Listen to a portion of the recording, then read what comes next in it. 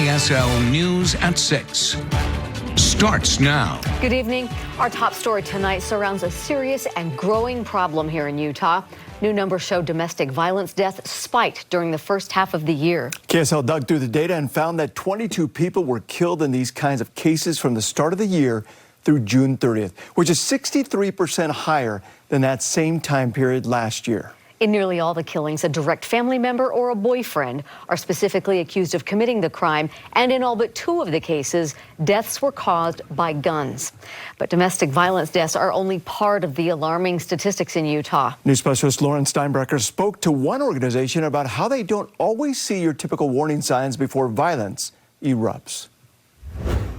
Here at the South Valley Services Community Resource Center, they say the people who walk through this door may not be experiencing domestic violence in the way most people might think. When people take a seat here asking for help and resources, some domestic violence survivors and their family members wonder if they're truly being victimized. There's an idea of, oh, I'm not being hit, I'm not being strangled, it's not that bad. But Josie White at South Valley Services explains even without physical violence, domestic abuse can escalate quickly. We know that emotional, financial, verbal abuse are also incredibly dangerous, and they need to be treated with the exact same seriousness that we treat physical abuse. Which is why there's another statistic just as alarming as the fact that domestic violence homicides skyrocketed in Utah in the first half of 2023. In domestic violence homicides, nearly 50% have no physical violence before the homicide. Josie explains domestic violence can be way more subtle and hard to detect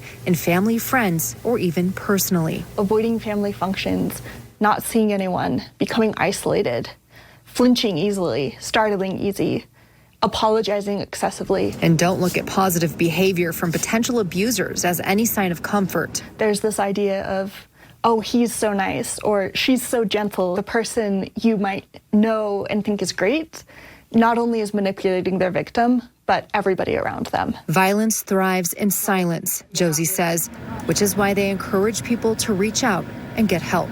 We know right now that rates of domestic violence and homicide are alarmingly high. We can only solve it as a community, and our work is made possible by our community and their support.